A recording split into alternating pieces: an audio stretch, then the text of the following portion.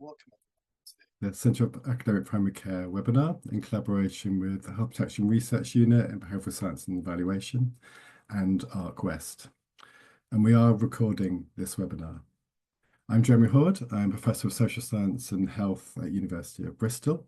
And Bristol's got a really strong tradition in sexual health research. In 2019, the University of Bristol and the University of West of England came together with our colleagues at the local authority, NHS and Brigstow, a charity that supports people living with HIV, to become a fast-track city. And that's working together to try and tackle HIV stigma and increase access to testing to try and end new cases of HIV by 2030. And today we're going to be showcasing 4 of our projects. And we'll do all 4 presentations, and then there'll be a Q&A session at the end. And you can pop your questions in the Q&A box on the bottom. So to start off with some context. So it's estimated that around 100,000 people in the UK are living with HIV, and around 5,000 people of them may not know their status. And there's been amazing progress in the fight against HIV. So we've got preventative measures such as PrEP, a pill you can take before and after sex if you're HIV negative to protect you from getting HIV, that's now available from sexual health clinics on the NHS. We've got increased access to testing and more ways to test. So a lot of sexual health clinics are doing postal testing. And we've also got great advances in medication as well. So people living with HIV on effective treatment cannot pass on HIV to other people. And in 2019, the government signed up to the goal of ending new HIV transmissions by 2030. And it's great that we've got the tools to end the HIV pandemic. In 2021, the government's HIV action plan set a target that between 2019 and 2025, an 80% reduction in new HIV infections in England. So how are we doing? So between 2019 and 2022, there was a 12% decrease in HIV infections. But between 2022 and 2023, we've seen a 15% increase. And this could be due to a number of reasons. And one thing may be the increased access to testing, especially now opt-out testing is in many emergency departments. So this could be identifying more people living with HIV.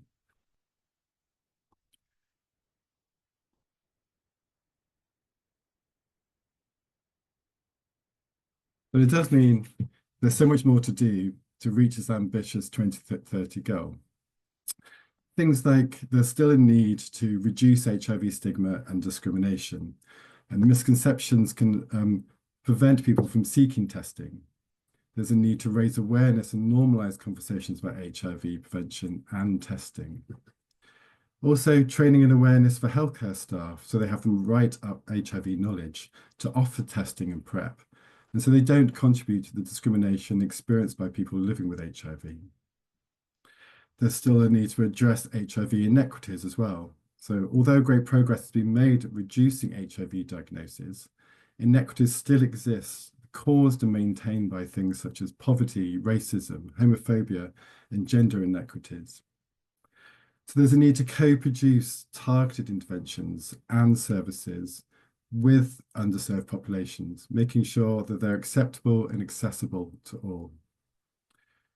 PrEP is only available through sexual health clinics, and this can be a barrier to some people. So the location of clinics or the stigma attached to the clinics could prevent people from accessing PrEP.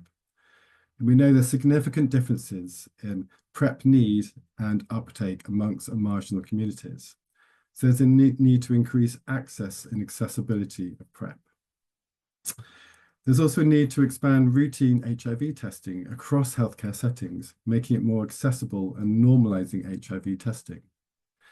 This has the benefit of identifying people living with HIV early, making sure they're identified before the virus has started damaging their immune system, so they can access life-saving treatment. We can also prevent HIV onward transmission as well.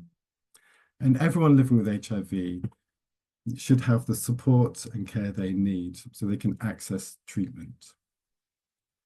So the 4 projects that we're going to be showcasing today address these issues, but in different ways. So first of all, we'll be talking about an evaluation of our Common Ambition Bristol project, which addresses HIV inequity in partnership with African and Caribbean heritage communities. Next, we will talk about our qualitative evaluation of ED opt-out testing and think about good practice for implementing the opt-out testing. We'll then talk about the development of our prevention and testing HIV in general practice intervention, or PATH GP, that aims to increase HIV testing and access to PrEP in primary care. And finally, we'll be talking about our project examining facilitators and barriers to pharmacists delivering PrEP, thinking about issues for both pharmacists and community members, and talking about the development of our PrEP pharmacy pilot. But to start off with, I'll hand over to Fiona and Tamilola, who will talk about our Common Ambition Bristol project. Thank you, Jeremy. Good morning, everybody. I'm Fiona Fox. I'm a research fellow at NIHR ARC West, and I'll be presenting with my colleague. Hi, everyone. My name is Timilola Adeni, and I am a community researcher working on the Common Ambition Bristol project. So just to set a quick bit of context, Bristol is considered a high prevalence city for HIV. And in particular, we've got a higher late diagnosis rate than the national average. We also see that people from African and Caribbean heritage communities are disproportionately affected by HIV. That's also a national picture, but in Bristol, you can see that whilst being just under 6% of our city's population, people from African and Caribbean heritage communities make up 28% of people living with HIV. And we also know from a local needs assessment that there are social and structural barriers that mean these communities are less likely to access and uptake sexual health services generally. So as Jeremy said, Bristol became a fast-track city working towards the elimination 2030 goal. And from that collaboration was born Common Ambition Bristol, which was initially funded by the Health Foundation for 3 years. And the aims were to reverse the HIV inequities experienced by people of African and Caribbean heritage in Bristol. And you can see the aims there, and really they all lead towards trying to increase uptake of HIV testing in these communities. So the landscape of Common Ambition Bristol is quite complex. We've got lots of collaborators. So at the top, you can see the community partners. I think Jeremy mentioned Brigstow a moment ago. They are our lead organisation. They support people living with HIV. And we have African Voices Forum, which is an umbrella organisation. So there's a network of African community groups across the city. Our service partners are Unity, the current sexual health providers, also the Trust and Bristol City Council. You can see plenty of other organisations that are involved, but here at the university and ARC West, we are the evaluation partners. And we're going to be talking to you a little bit about our evaluation work of Common Ambition. But before I do that, I'll just kind of set the scene. So it's a project that is powered by co-production and has been for the past 4 years. And at the heart of that is our project delivery group known as the PDG, a couple of pictures of them here. Now that group is made up of 5 members of the community, all of African or Caribbean heritage, working with 4 members of sexual health staff and a project coordinator. And their role has been to, from the outset, to choose, design, deliver, pilot, refine a number of interventions to try to meet the aims of CAB. So you can see here, if the slide decides to work, yes. There we go. Oh, sorry, I've clicked through too far. Let me just go back one. So you can see the interventions, 4 interventions for CAB. Today, we're going to be talking about community outreach and clinics. Our multimedia resources consist of a website, a film, radio ads, condom packaging, a whole host of resources. The team also run targeted health promotion events in the community where they raise increased knowledge about HIV and reduce stigma. But our community outreach programme has been really successful. So it started in barbers' shops, Black-owned barber shops in Bristol, and it's now spread to 40 Black-owned businesses across the city. So those include salons and shops. So our team go out almost weekly and deliver self-test kits and condoms. They have conversations about sexual health and signpost testing. We also have 2 community clinics in 2 different parts of the city. Now, these are specific just for people of African and Caribbean heritage, and they're drop-in clinics, so no appointment is needed, and each of them run once a month. So we're going to be talking a little bit about our evaluation of those outreach and clinics. Our community researchers have been a core part of our evaluation team. They are the people who've been going out and collecting data to find out how the interventions are delivered, how they're experienced. So to do that, they've conducted online surveys and one-to-one interviews with members of the public, people of African and Caribbean heritage who have either been at a ambition workshop, who have been part of outreach, or who have attended the clinic. So I'm going to hand over to Temilola now, who's going to just touch on a few headline findings, first from outreach and then from the clinics. Thank you, Fiona. Just like Fiona has mentioned, one of CAB's key intervention is the outreach, and the evaluation findings suggest that this outreach has gone a long way in educating the community about HIV, normalizing testing, challenging the stigma around HIV, and the information that has been shared between business owners and their clients cascades through the community, reaching family members and even others in their network.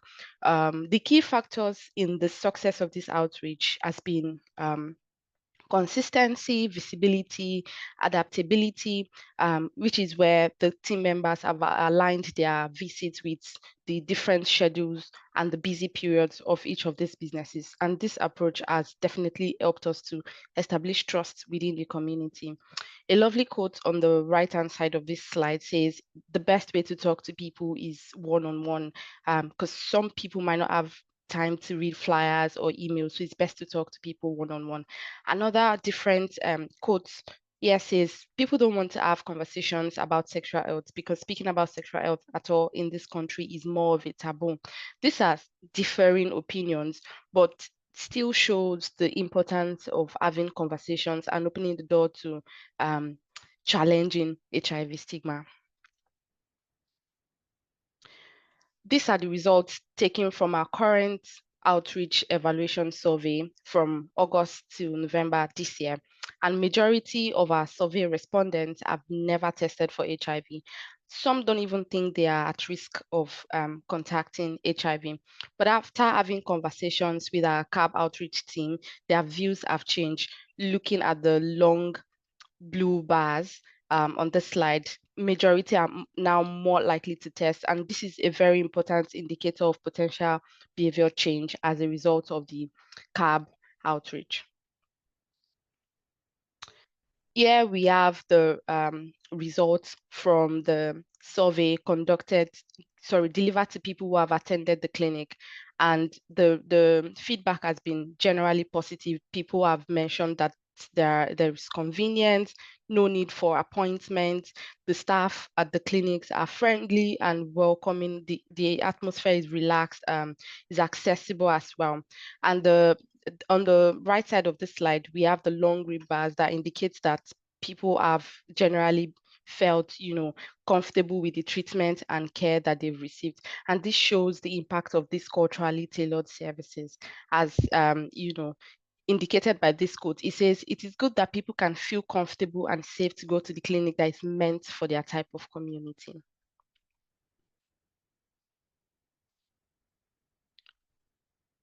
With the positive aspect of the clinic, we've had concerns and suggestions as well. And one major concern is confidentiality. People have expressed that they worry about being seen by someone that they know at these clinics. Another concern is that it's not good to make it just for African and Caribbean heritage community alone, that the central services in Bristol should be made more welcoming and diverse. Some suggestions have come up from the data, and it include increasing advertising, signposting, improved signposting to find the clinic, and that they would love to see more staff of color. Here we have the testing data, which highlights the impact of CAB intervention. And this data was taken from April 2022 to October last year. And we compared Bristol ACHC testing to non-ACHC testing. ACHC means African and Caribbean Heritage Community. And we see an increase in both groups after the introduction of the CAB intervention. While some of this can be attributed to the easing of lockdown, the COVID-19 lockdown, CAB's role is still significant, as the data suggests that CAB intervention led to an additional 185 tests in the ACHC group. We also compared Bristol ACHC testing with Croydon's ACHC testing, and we see an additional 356 tests in Bristol HCHC services during the same period. So we think this is a very important, substantial outcome. Over to you, Fiona. Thank you, Temalola. I just have to warn you, I'm afraid my internet is dropping in and out, so I might need you to take over, Temalola, if I freeze. So just to summarise, CAB was welcomed, this is a quote, for coming to the people, and I think this really illustrates the importance of interventions that actually reach out into the community, such as outreach and the clinics that we're running. And we think that collectively, from the data we've collected, that the work is updating HIV knowledge, and it is going some way towards challenging stigma, which is pervasive, and is also successfully signposting and normalising testing. We've learned a huge amount as well about the value of partnership working and co-production. And the quote on the right, I think, is an excellent way to illustrate that many people in these communities, or certain people, haven't accessed health services like GPs or sexual health services, which really demonstrates why it is so important to have these kind of community interventions. Temalola, could you move to the next slide for me, please? Thank you. We just want to finish by touching on a couple of impacts from Common Ambition. There have been many, but I'm just going to pick out a couple. So we're delighted that some of the work of CAB was written into the specification for the recommissioning process of our Bristol sexual health providers. So that means that we'll see sustainability of some of the CAB work, which is excellent news. In terms of service changes, the staff at the Unity Central Clinic are undergoing quite an ongoing cultural competence and anti-racism training, and they've anecdotally said they think they're starting to see more diversity of patients in their waiting room, which is good news. In terms of influence, we were really pleased that the directors from our healthcare trust were so positive about Common Ambition. You can see a quote there when we presented to them, and the medical director actually even came on a CAB outreach visit in the community as well and was very impressed. I won't talk too much about teaching and training, but we are looking to produce a toolkit from our work, which will be around supporting other service providers to use co-production to make their services more inclusive and more accessible. And we think that we've got lots of really important learning that hopefully will be helpful to other teams. And then finally, in terms of awards, we were really pleased to receive the Penna Award recently for patient experience. Just to congratulate Temalola, who not just through her work with Common Ambition, but has received and been awarded an NIHR doctoral fellowship, so is now working towards her own PhD. So thank you very much for listening. If you could just move the slide on, Temi, that would be great. And then we will hand over, thank you to all our collaborators and our study team. And we're going to hand over now to Tom and Siobhan, who'll be talking about opt-out testing in the emergency department. Thanks, Fiona and Temi. Hi, everyone. I'm Tom May. I'm a research fellow in public health at the University of Bristol. And I'm Siobhan Allison. I'm a senior research associate at the University of Bristol. So today we're going to be speaking about our emergency department opt-out HIV testing project.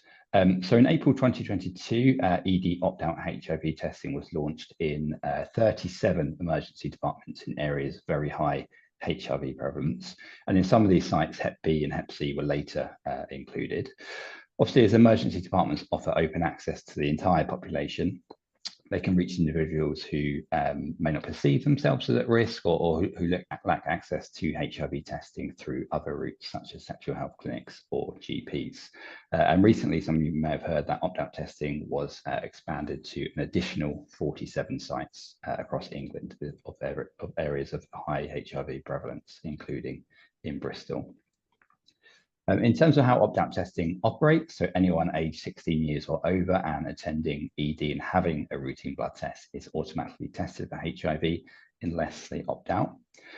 People are informed about testing through posters and banners in EDs, including how they can opt out or seek further information.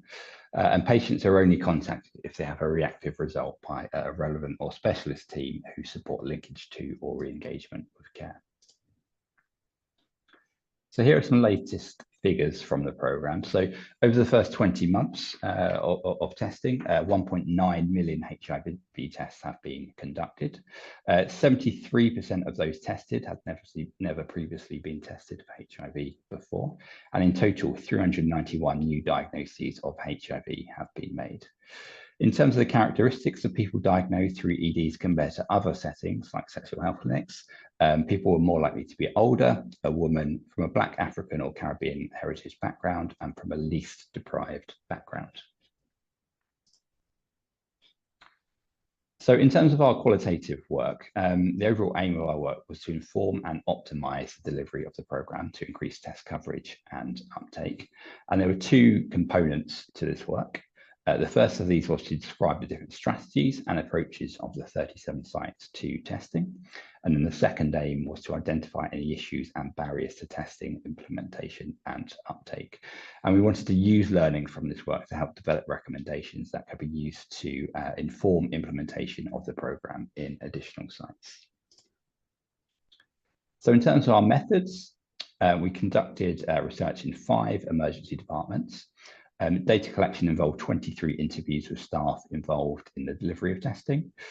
All interviews were conducted remotely and took place between April and August this year.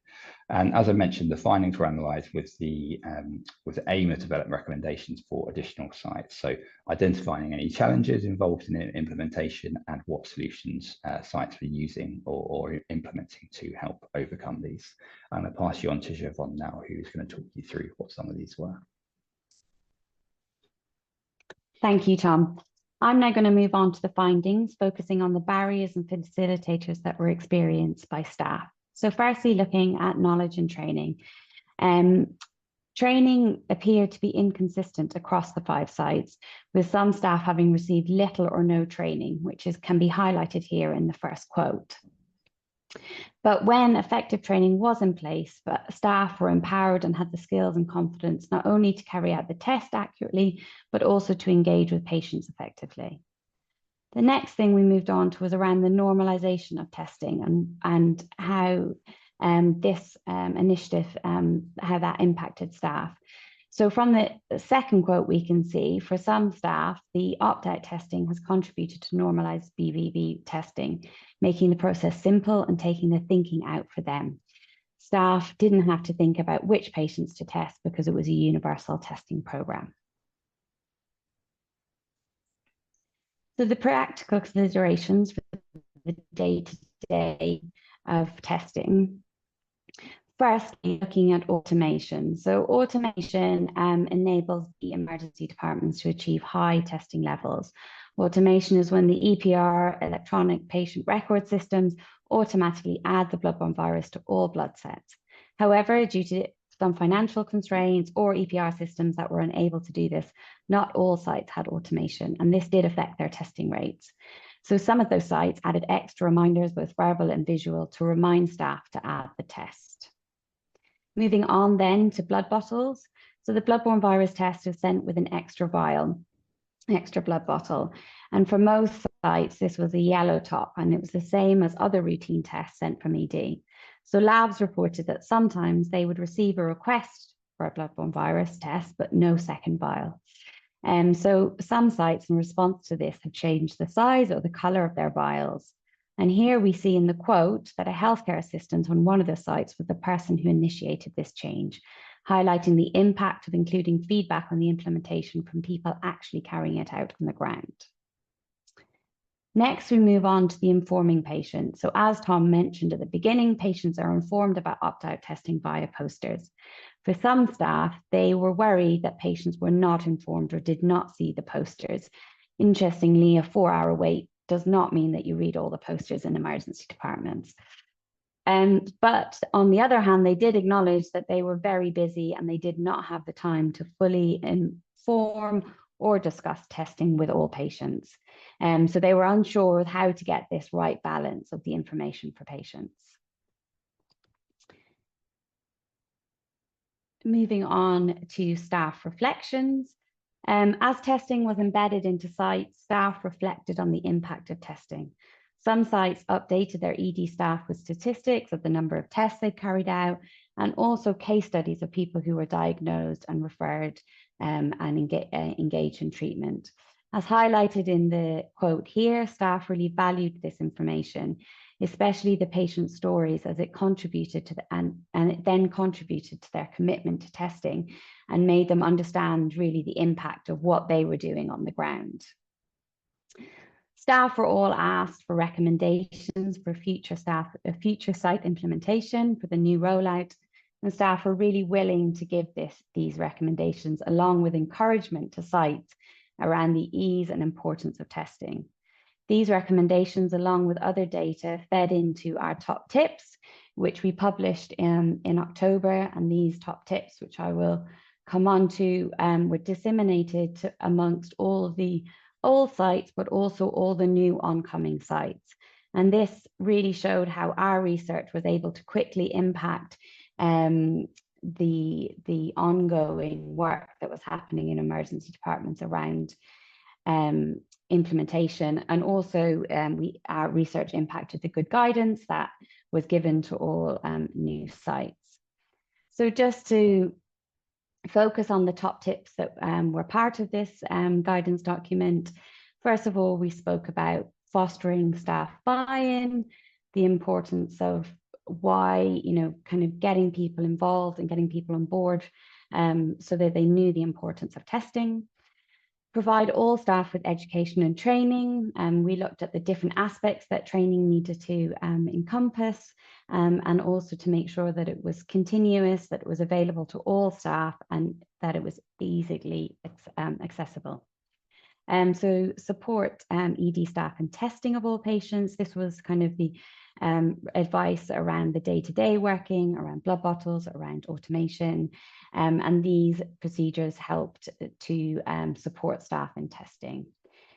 Effective communication, patient communication, with the advising staff on a very simple message that they could give patients when they felt like the patient wasn't informed. It was a quick one-line sentence that they could give it, which didn't impact on their or burden their day-to-day work. Strengthen specialist services, so having really good support service, collaboration between ED, HIV services, hepatitis services, and community organizations. And then all of these things go towards making opt-out testing routine so that it's part of normal care that patients receive when they come into emergency department.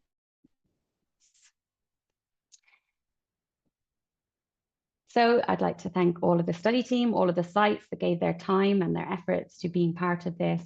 And also our work now continues on into the next rollout, and we will continue to evaluate the implementation. So now I'd like to hand over to Joe and Sarah.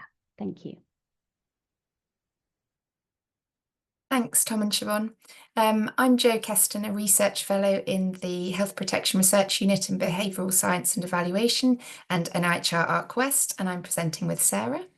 Hi everyone, I'm Sarah Dunford, a Research Fellow in the Health Protection Research Unit in Behavioural Science and Evaluation. Thanks. Okay, so I'll just start with some background. General practice could play a central role in early HIV diagnoses. It's the first entry point to healthcare, and the existence of ongoing and holistic relationships between patients and GP healthcare professionals provides opportunities for HIV testing. We also know that testing in general practice is acceptable to patients. In contrast, we know there are barriers to accessing HIV testing through sexual health clinics, in part due to stigma. National clinical guidance from the British HIV Association and NICE recommends routine general practice HIV testing in high prevalence areas, defined as a population prevalence of more than 2 patients living with HIV per 1,000. In these areas, testing is recommended for patients undergoing blood tests for any reason, those from groups disproportionately affected by HIV, and patients presenting with indicator conditions. In low prevalence areas, guidelines recommend testing be more targeted in response to indicator conditions and testing groups disproportionately affected by HIV. Despite this guidance, HIV testing in general practice is low and variable. Patients often present to their general practice with a related indicator condition several times before being diagnosed with HIV, and primary or early stage HIV infection is frequently missed. This means there's a need to support increased HIV testing in this setting. Achieving this would also provide greater opportunities to identify patients eligible for PrEP, a medication which prevents HIV. As Jeremy said, it's currently only available through sexual health clinics, which leads to inequitable access. From this evidence base, we know that previous interventions to increase HIV testing have tended to focus on high HIV prevalence areas only. We're unaware of interventions to support increased awareness of PrEP and signposting to PrEP services in general practice, which, as I said, could help overcome some of the barriers to accessing PrEP. We know from education interventions that they can be effective at increasing staff awareness, confidence, and consideration of HIV testing, but that they are not as effective at addressing opportunity and motivation to test. And testing may not increase long-term with this approach alone, whereas multi-component interventions may offer more potential for increasing testing. So the aim of this project was to develop an intervention to increase HIV testing and support access to PrEP in general practice, using the person-based approach and COMBI as the theoretical framework. The study was conducted in Bristol, North Somerset and South Gloucestershire, and Bath and North East Somerset. And these cover low and high prevalence HIV areas.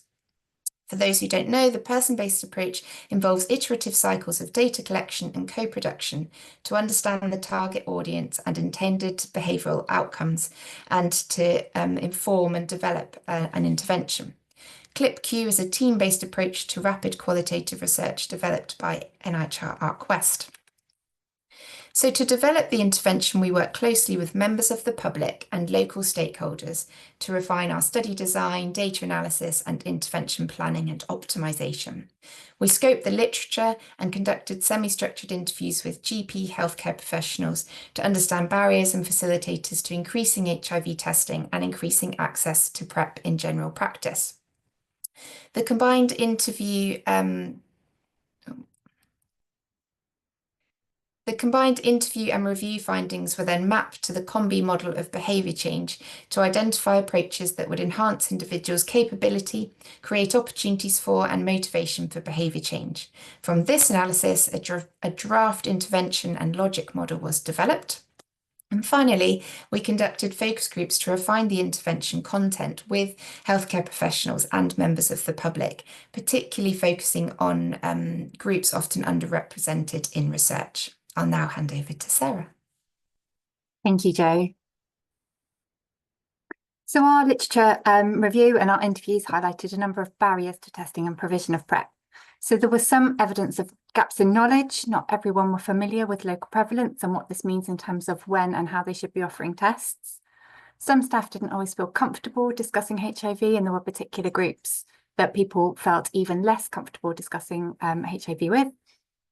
A lot of people referred to a lack of time to carry out additional testing, particularly because people were worried that offering a test could potentially mean that they would have to engage in lengthy pre-test counselling and consent procedures, or that patients would have lots of questions about why they were being offered a test and what would happen if they were to have a positive test result. We've already heard today about the impact of stigma. There was often a lack of awareness about who to test. So HIV cases are fairly low, even in high prevalence areas. So when a patient presents with symptoms that could be HIV, it might not necessarily be the first thing that healthcare providers think of. And as Jo's already mentioned, there was considerable variation between practices in terms of how many tests were being offered, when they were offered, and who they were being offered to. Most participants were not confident that they knew enough about PrEP to have a conversation with patients about it. They often did not feel confident in their ability to prescribe PrEP and didn't feel that they had capacity to take on prescription responsibilities for a new medication that they weren't familiar with. There was a slight misconception that most patients who could benefit from PrEP were already accessing PrEP, and it was generally thought that discussions and prescriptions for PrEP should happen in sexual health services. So from the planning stage, we knew that our intervention needed to target knowledge and awareness. It needed to make it really, really easy for healthcare providers to offer a test. And we also needed to help healthcare professionals identify who should be offered a test and when. So through focus groups, we then turned these ideas into a broad plan for our intervention content. So our final intervention plan has 6 core components. So first of all, education and training. Training will be delivered to all staff in all practices via a short video. The video is currently being developed in collaboration with our project partners, and it includes information about the local prevalence and what this means in terms of guideline recommendations. It includes information about late diagnosis and missed opportunities for testing in general practice, and also about how to reduce stigma. It covers who to test and how to test, highlighting that pre-test counselling and consent is not needed. And it includes information about PrEP, so what PrEP is and who could benefit from PrEP, and also how to have conversations about PrEP. And it also introduces the healthcare professionals to other aspects of the intervention content. So alongside all this, we have a communication campaign for patients, which aims to normalise HIV testing, reduce stigma, and inform people that routine or risk-based testing for bloodborne viruses is happening in their practice. Then we have the introduction of a decision support system, or the BBV test alert. So this is a system that's been developed by our co-applicants. It notifies healthcare professionals each time a patient has a particular symptom or indicator condition, which suggests that having a BBV test could be beneficial, and it includes hard and soft prompts designed to trigger testing. In high prevalence areas, we would also encourage healthcare providers to test for HIV when a patient has blood tests for any other reason, unless they specifically say that they do not want to be tested in accordance with guideline recommendations. And the aim of all this is to really normalise BBV testing without the need for pre-test counselling. And the prompts also provide an opportunity to signpost eligible patients to PrEP services. And alongside all this, we have GP champions who would be the primary point of contact for the research team. They would support the implementation of the intervention into practices, and they would receive more in-depth training materials, cultural competency training, and additional training in intervention protocols. So this slide just provides a bit more detail about how the BBV test alert system would work. During a consultation, a patient presenting with a particular symptom or indicator condition would trigger a test prompt alert, and healthcare providers would then be able to accept or decline the prompt based on clinical factors or patient response. The intention is for healthcare providers to use all this alongside an opt-out approach. So this would involve patients being informed that they are being tested for BBVs alongside the other tests that they're having, that this is routine, but that they could opt out if they want to. And as we've already heard, there is excellent evidence from other services that opt-out is effective and means that HIV testing should take no longer than any other test to offer and deliver. So the next steps are to finalise the intervention content. Then we plan to roll it out on a small scale to test the feasibility and acceptability before exploring the effectiveness and cost effectiveness of the intervention for increasing BBV testing and supporting access to PrEP. Thank you very much to the study team. I'm now going to hand over to China, who's going to talk about PrEP delivery in pharmacies. Thank you very much, Jo and Sarah.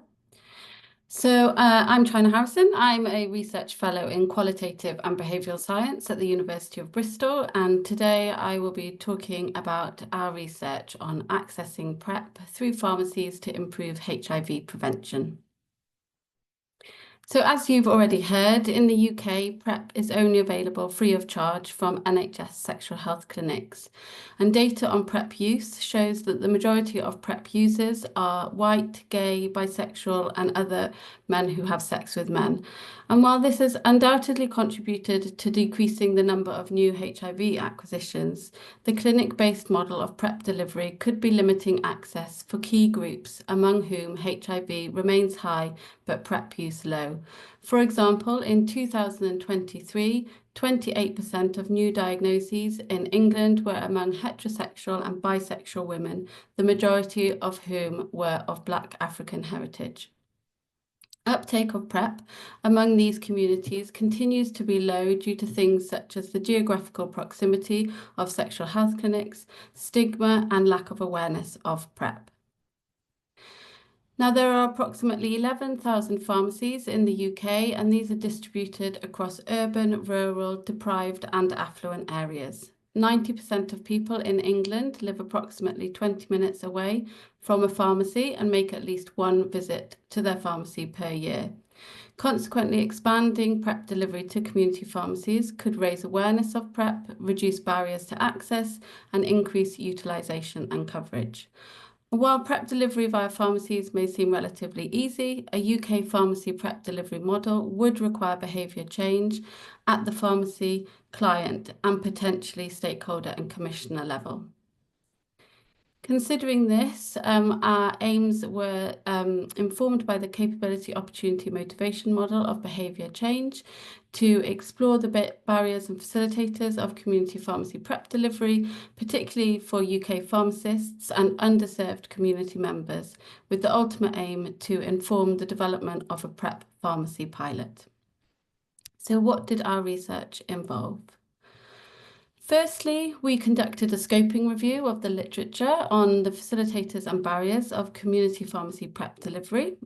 Very briefly, we searched 10 databases from inception to August 2023 and identified 649 records. Of these, 56 papers met the inclusion criteria and were included in the review. The majority of the included records were original research from the United States and were published during the years during and after the year 2020, which is when PrEP delivery via pharmacy was introduced in some states in the US.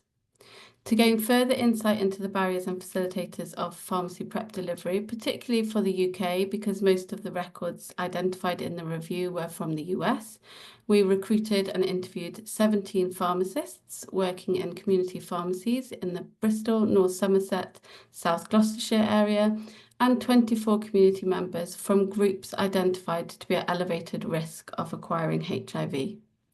In terms of the barriers and facilitators we identified from the scoping review and interviews, the list is quite exhaustive, so today I'm just going to be presenting the main ones, and I will do so according to the COM-B.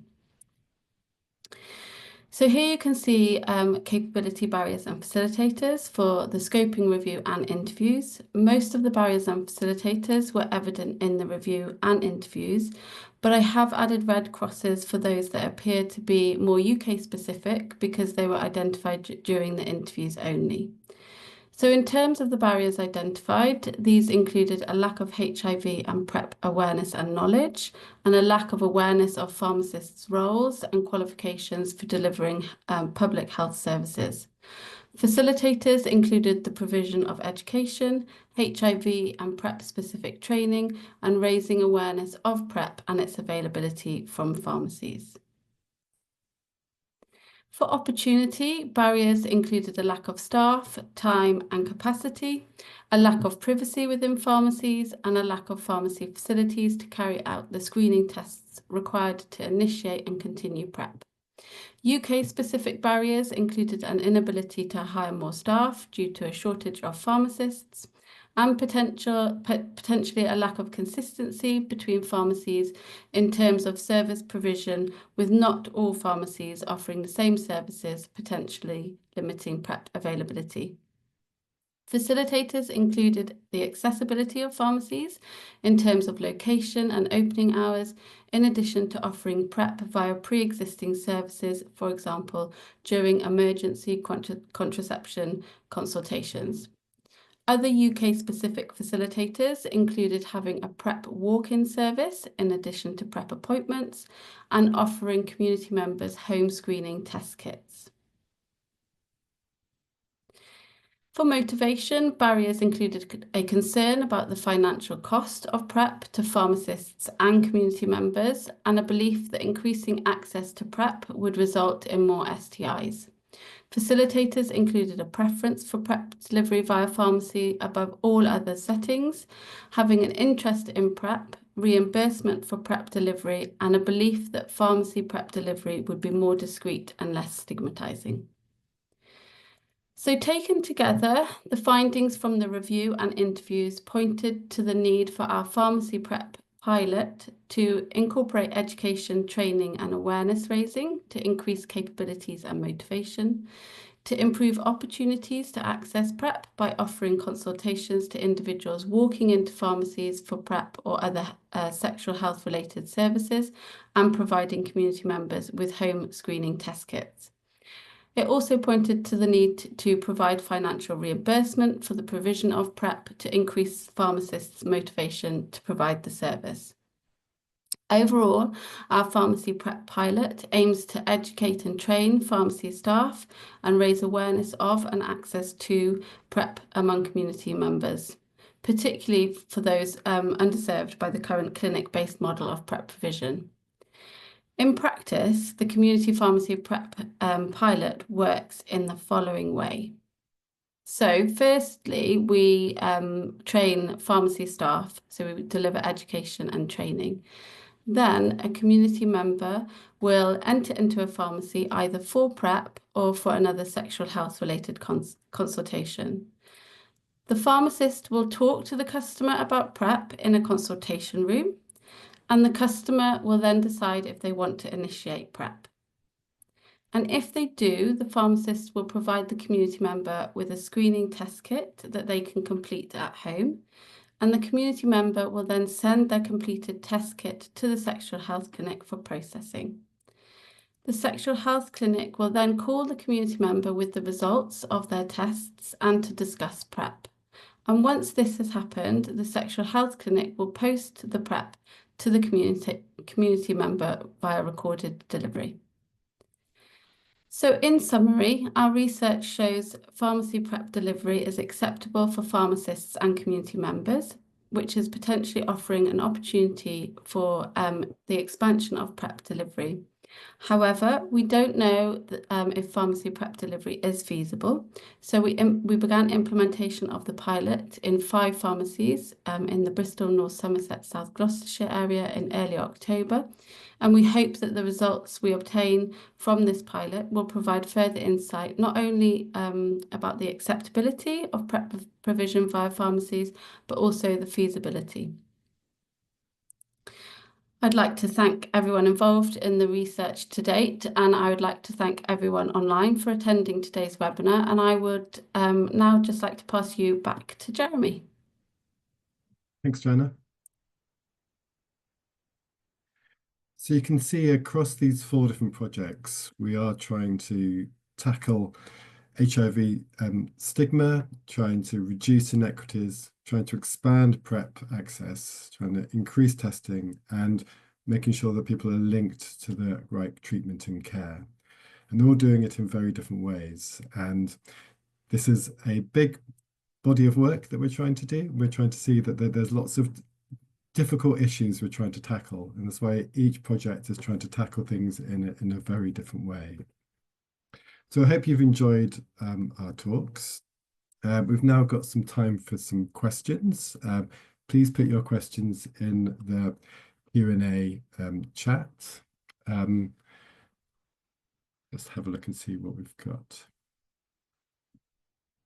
So we have got a couple that have come up about the PrEP pharmacy project. So first about how the pharmacy project is monitoring renal function in PrEP. Yes, thank you. So that is done via the home testing kit that the community member receives. So we include that as one of the tests, and it goes back to the sexual health clinic for processing. Yeah, so that's someone doing a finger prick test to give blood to send back for both HIV, syphilis, and the renal function as well. So someone's asked about, it'd be great to see some cost-effective evidence for some of the interventions that are underway. So for ED opt-out testing, our colleagues at the University of Bristol are looking into the cost-effectiveness of that. Because ED testing is a very, very big program nationally, so it's really important to see how much it's costing and the benefits it's giving to the NHS as well, sort of thing. For the PrEP pharmacy pilot, to start off with, we're just doing a very small pilot to see if it's possible and if it's acceptable for both staff and for customers as well. But we would like to do a bigger project as well, yes, and looking at the cost effectiveness of that. In terms of Common Ambition Bristol, we have got a health economics element to that, to look at how expensive it is to do co-production, but also then to look at the benefits again it is for the NHS. Doing co-production takes time. It's lots of time to work together and to build trust, but hopefully the benefits will be rewarded as well. So we are doing cost effectiveness, looking at that as well. Any other questions coming through?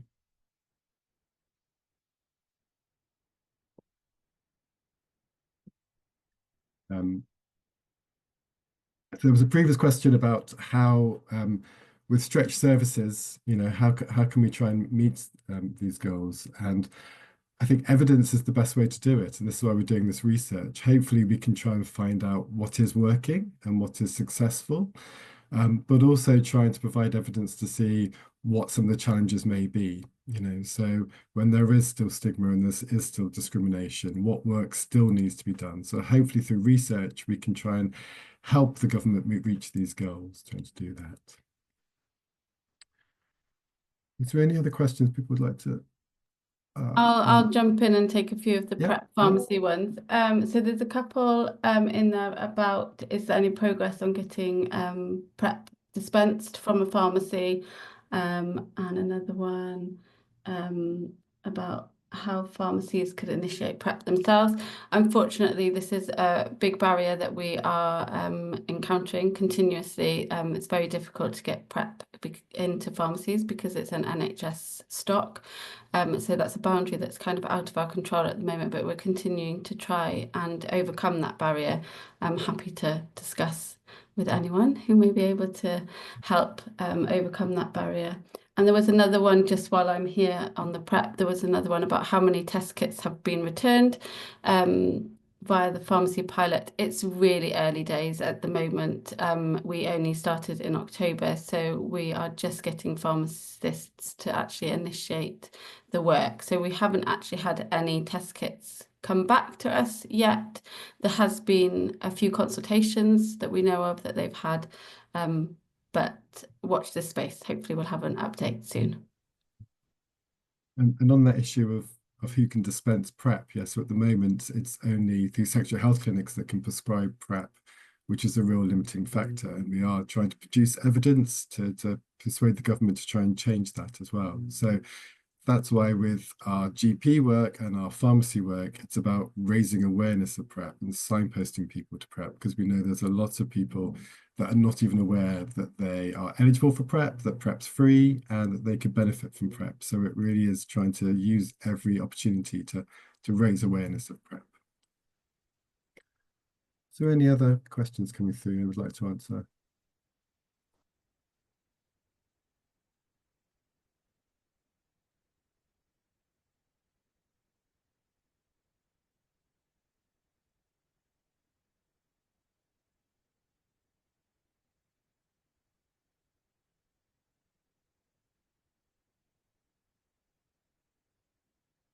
There's a question about, will we be monitoring HIV acquisition during their wait for PrEP? I'm not sure if that's relating to the PrEP pharmacy project. It's only when the person returns the test kit that they are sort of known to the service. So the whole point is that the person has an initial conversation with the pharmacist to raise awareness, and they go away with the test kit to decide if they actually want PrEP. And so it's by returning that kit that's really important. So we don't know what happens to that person until they enter into the system and return that test kit.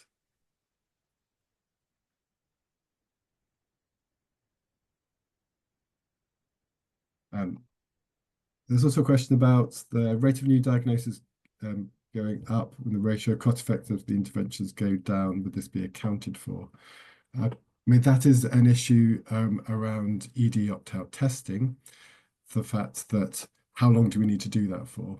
You know, this is a big, expensive program, but it's had massive successes. You know, there's millions of bloodborne virus tests now happening every year, and we are identifying, you know, a lot of people with HIV and with hepatitis C and with hepatitis B as well. But that's not going to be needed to go on forever as well. So part of the cost effectiveness that our colleagues are doing are to see how long does this need to go to be cost effective as well.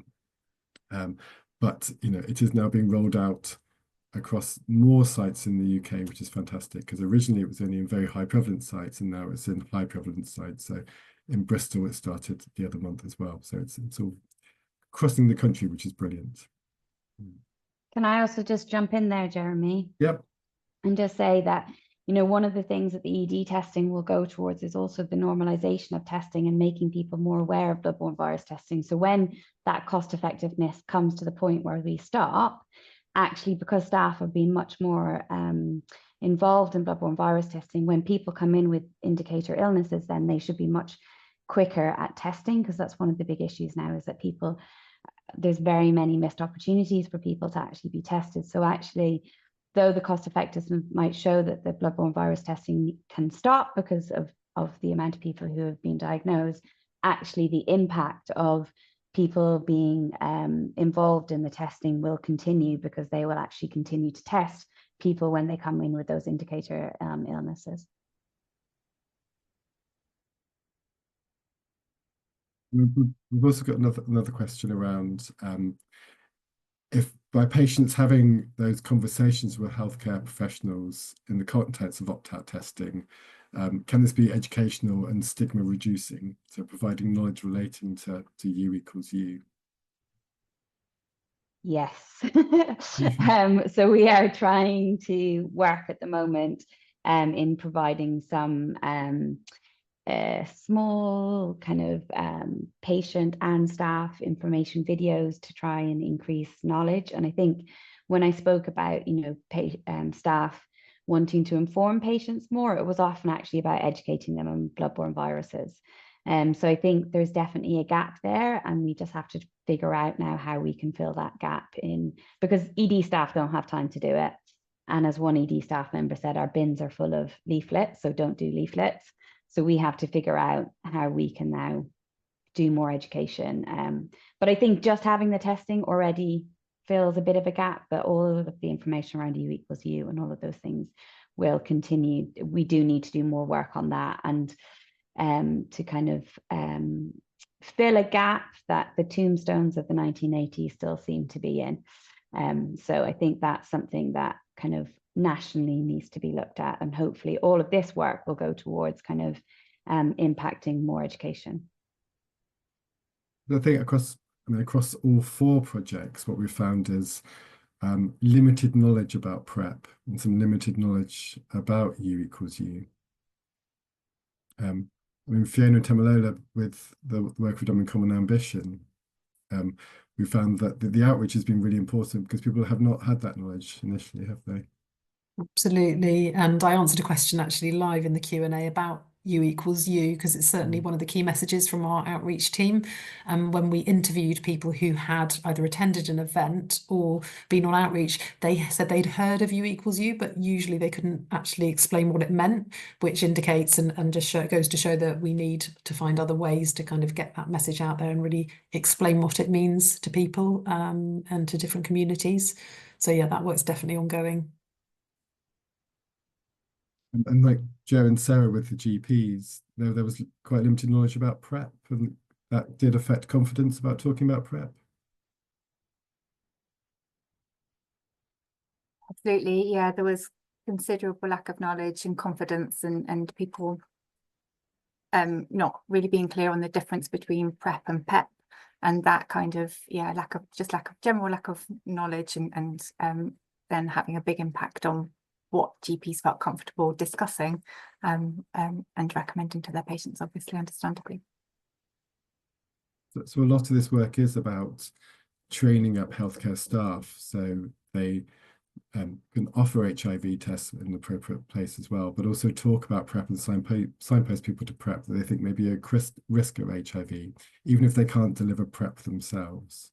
It's really important just to raise awareness and keep HIV on people's radars with so many competing priorities in the healthcare system.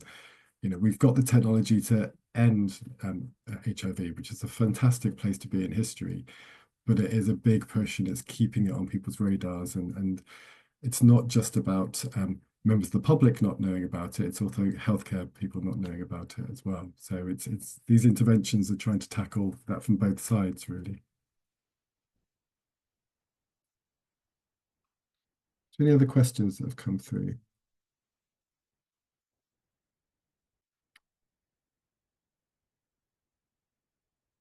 Oh, in terms of the HIV action plan and sort of increasing PrEP, yes, it has been talked about, and there is, you know, the government have been talking about pharmacy PrEP provision, but we still don't know if it is acceptable, and that's why our pilot is really important.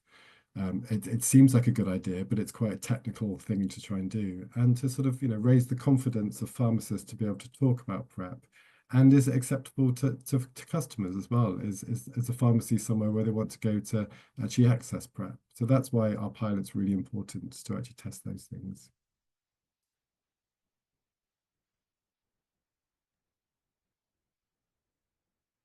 Jeremy, Okay. I think our time's being, Yeah, we've been told our time's up, but yeah.